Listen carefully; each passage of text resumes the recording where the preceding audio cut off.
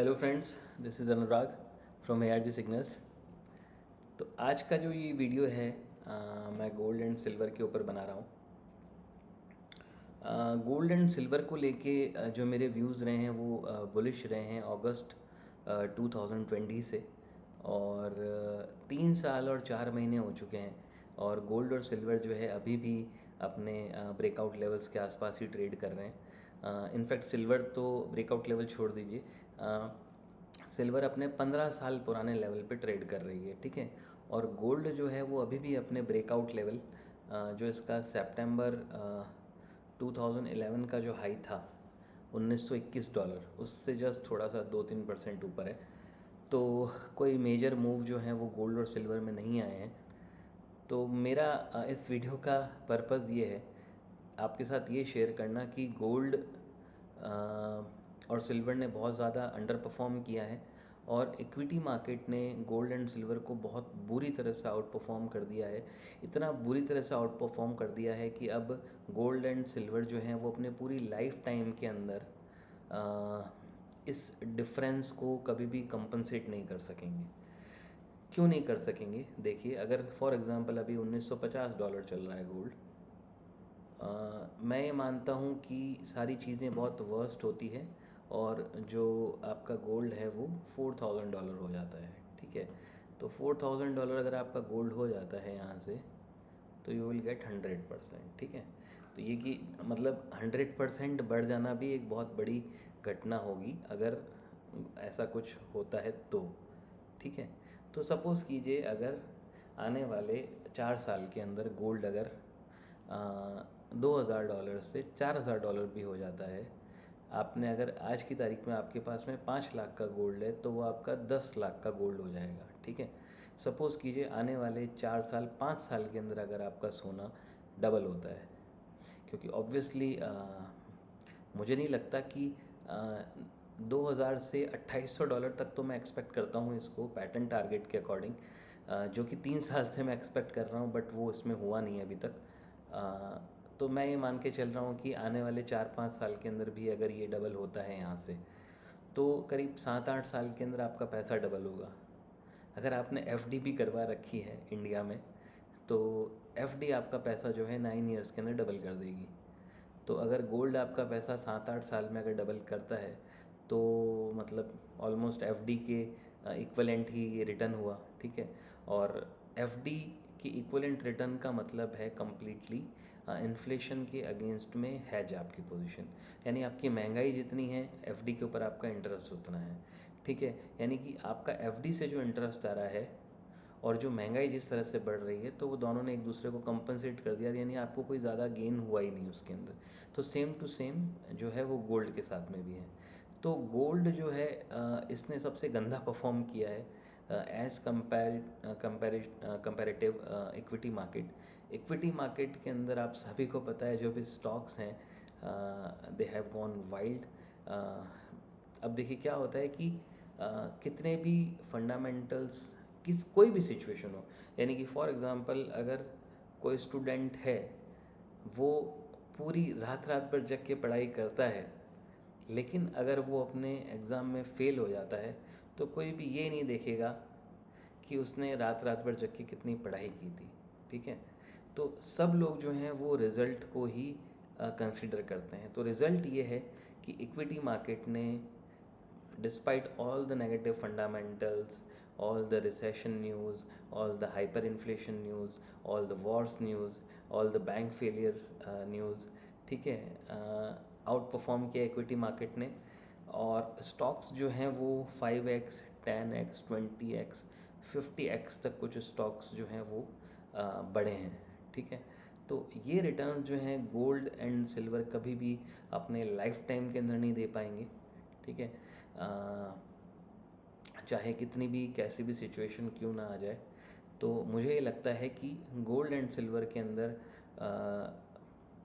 As a trader और as an investor जो है इस 3.5 साल के ड्यूरेशन में एक अच्छा खासा लॉस मुझे लगता है लोगों को हुआ है।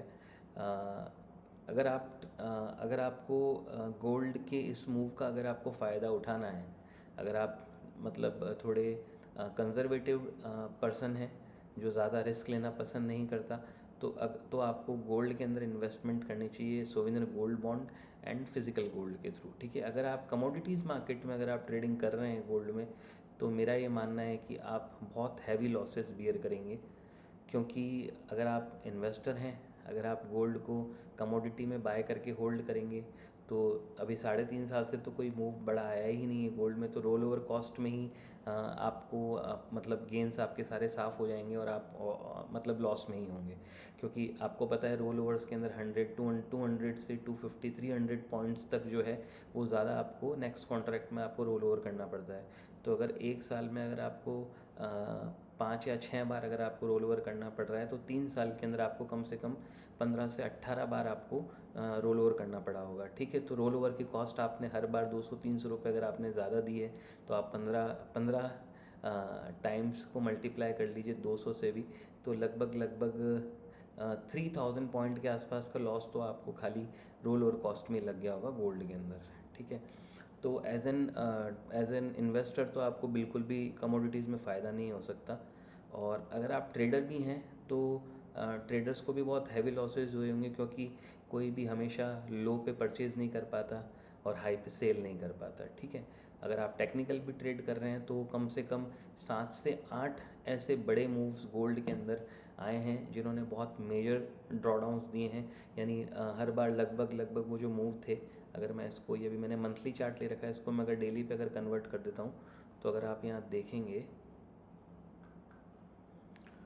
अगस्त 2020 से ये आप जो शार्प डाउन मूव्स देख रहे हैं, ये डाउन मूव्स में कितने लोगों को नुकसान हुआ होगा ये आप अंदाज़ा भी नहीं लगा सकते। ठीक है, तो अगर मैं इसको रफली अगर आपको बताऊं, अगस्त 2020 से लेके और नवंबर अभी 2023 तक ऐसे 7 मौके आए जब गोल्ड करीब 10% से 15% के बीच में करेक्ट हुआ। ठीक है, मतलब वन साइडेड करेक्ट हुआ। ठीक है, तो इतने बड़े शार्प डाउन मूव्स के अंदर बहुत लोगों को नुकसान हुआ होगा, ट्रेडर्स को भी। तो मेरा ये मानना है कि गोल्ड और सिल्वर जो है they are the worst instrument to trade in. अपना पैसा डालने के लिए मेरे को थोड़े टाइम पहले तक मेरा व्यू, यानी 2020 तक मेरा व्यू इसमें अलग था, बट अभी मेरा व्यू इसमें बहुत ज़्यादा अलग है। मैं ये नहीं बोल रहा हूँ कि आप अपना गोल्ड एंड सिल्वर सेल कर दीजिए, मेरा ये मानना है कि जो भी गेंस इसमें होंगे वो आपको गोल्ड बॉन्ड्स के अंदर या फिर फिज़िकल मार्केट में अगर आप परचेज़ करके रखें तो ही होंगे। ठीक है, लेकिन जो भी आपको गेंस होंगे वो आपके बहुत ऑर्डिनरी गेंस होंगे। उसकी जगह पे अगर वहीं पैसा अगर हमने इक्विटी में इन्वेस्ट किया होता तो मतलब अनबिलीवेबल गेंस, जो शायद once in a life time opportunity जो होती है, वो बेसिकली ये पिछले 3.5 साल की रही है स्टॉक मार्केट के अंदर। चाहे वो इंडियन मार्केट हो, चाहे वो बाहर के मार्केट्स हों, सारे मार्केट्स ने बहुत बुरी तरह से स्टॉक्स ने परफॉर्म किया।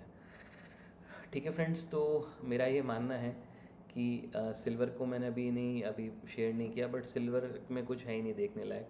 अगर मैं सिल्वर का चार्ट आपके साथ शेयर करूं तो अगर आप देखेंगे तो आप यहाँ देखिए, लगभग सिल्वर ने, ये सिल्वर का 2008 का हाई था $21.35 का, और अभी जो सिल्वर का जो प्राइस है इट इज़ 22.64। तो यानी कि अभी मैं करंट प्राइस से अगर मैं देखूं तो सिल्वर आपकी केवल 6% ऊपर है। यानी अगर किसी ने 2008 में अगर किसी के पास कोई स्टॉक पड़ा था, उसकी वैल्यू अभी केवल 6% ही बढ़ी है।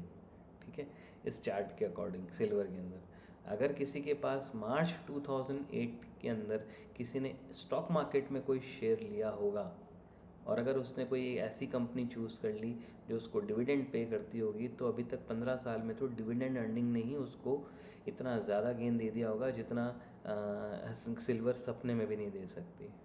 ठीक है, ये सारी चीज़ें मैं क्यों शेयर कर रहा हूँ फ्रेंड्स आपके साथ में, क्योंकि गोल्ड एंड सिल्वर में मेरा व्यू भी जो था वो बहुत ज़्यादा बुलिश था, इनफैक्ट अभी भी बुलिश ही है।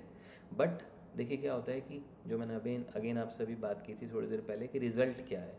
रिज़ल्ट यहाँ पर यह है कि गोल्ड ने 3.5 साल से परफॉर्म नहीं किया है, और उसके कंपैरिजन में स्टॉक मार्केट ने बहुत बुरी तरह से परफॉर्म किया, इक्विटी मार्केट ने। तो जो डिफरेंस अभी इक्विटी मार्केट के मूव में और गोल्ड एंड सिल्वर के मूवमेंट में जो डिफरेंस आ चुका है, वो डिफरेंस कभी भी गोल्ड और सिल्वर उसको कभी भी कंपनसेट नहीं कर पाएंगे, भले ये यहाँ से 100% बढ़ जाएँ चाहे 200% बढ़ जाए। यानी कि जो कमोडिटी इतने वर्स्ट सिचुएशन, मतलब अब केवल वर्ल्ड वॉर होनी ही बाकी रह गई है जो गोल्ड और सिल्वर को बढ़ा पाए, बाकी तो जो सारे फैक्टर्स होने चाहिए थे, हम रिसेशन आप देख लीजिए, कितनी सारी कंपनीज है जिन्होंने कॉस्ट कटिंग की है अपनी, कितने सारे एम्प्लॉयज़ की को जॉब से निकाला गया है, ठीक है। फिर आप उसके बाद में इन्फ्लेशन देख लीजिए, मतलब महंगाई ने रिकॉर्ड तोड़ दी हैं सारे इन्फ्लेशन ने, ठीक है। हर तरह की, चाहे फूड इन्फ्लेशन हो, चाहे क्लोथ इन्फ्लेशन हो, चाहे वो गैस इन्फ्लेशन हो, कुछ भी हो, एवरीथिंग इज़ सुपर एक्सपेंसिव, ठीक है। हाइपर इन्फ्लेशन हो गई, फिर उसके बाद में आपकी 2 वॉर हो गई बड़ी बड़ी, रशिया और यूक्रेन का वॉर हो गया, फिर इसराइल और पैलेस्टीन का वॉर चल रहा है, ठीक है।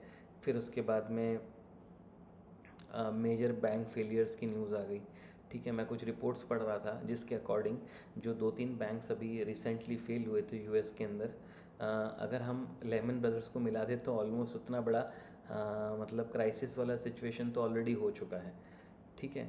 तो इतने बड़े बड़े बैड न्यूज़ के बाद भी गोल्ड एंड सिल्वर में किसी तरह का कोई इलेक्ट्रिसिटी नहीं है, तो अब क्या होना बचा है?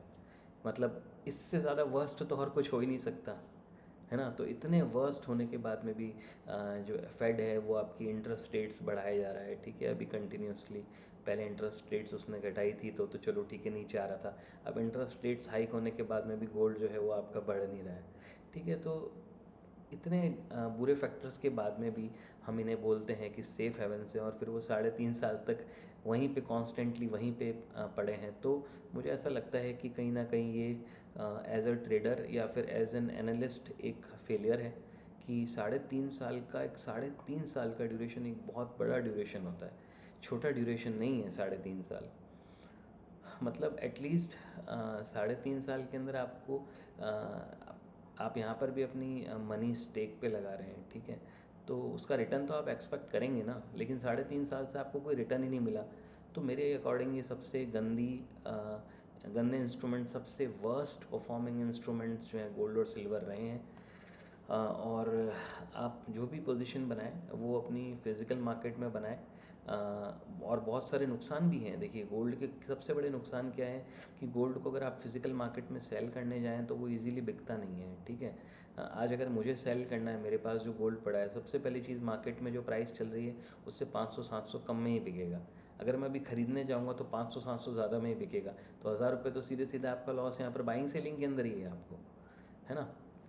यानी अगर मैं हाथों हाथ बाय करके हाथों हाथ सेल करूं तो 500 रुपये मेरे को बाय साइड में एक्स्ट्रा देना है और 500 रुपये कम मुझे सेल साइड में एक्स्ट्रा लेने हैं, तो मेरे को 1000 रुपये का नुकसान तो बाय सेल में यहाँ पर सीधे सीधे है, फिज़िकल मार्केट में ईजीली सेल नहीं होता है ना। तो ये सबसे बड़ा इसका लॉस है, ठीक है फ्रेंड्स। तो आप अपने जो भी डिसीजंस हैं, ट्रेडिंग डिसीजंस, उनको थोड़ा वाइजली बनाइए जो आपको अच्छा बेनिफिट दे सके।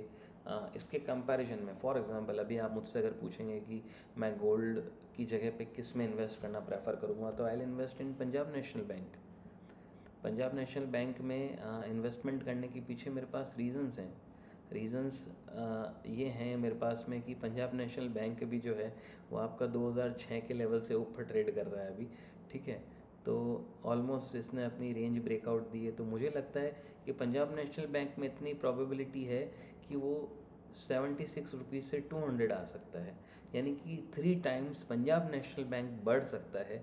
लेकिन मैं गोल्ड में ये क्लेम नहीं कर सकता कि गोल्ड $2000 से $6000 हो जाएगा, ठीक है। अब यहाँ पे क्यों होगा, इसके सारे रीज़न्स हमारे पास यहाँ मौजूद हैं। ये मंथली चार्ट है, मैं 3 मंथ्स का चार्ट भी देखता हूँ। देखिए 3 मंथ्स के चार्ट पे कितने हैवी वॉल्यूम्स हैं, ठीक है। यहाँ पे वॉल्यूम्स के साथ में कोई चीज़ बढ़ रही है, और 2006 के लेवल को इसने भी यहाँ पर ब्रीच किया है 3 मंथ्स के टाइम फ्रेम पे, तो इसकी प्रोबेबिलिटी ज़्यादा लगती है मुझे रैदर दैन गोल्ड, ठीक है। तो मैं PSU बैंक्स के अंदर मैं ज़्यादा कंफर्टेबल रहूँगा इन्वेस्टमेंट करने में रैदर दैन गोल्ड।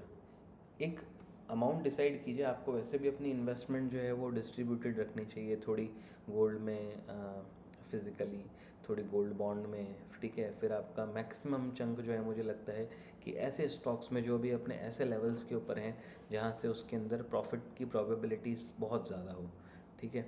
तो मुझे लगता है कि इस तरह के स्टॉक्स में इन्वेस्ट करना ज़्यादा बेटर है। अपनी मेजर कैपिटल, ठीक है, थोड़ा फंड आप रखिए गोल्ड, क्या पता क्राइसिस वाली सिचुएशन में काम आ जाए तो। ठीक है फ्रेंड्स, चलिए बाय।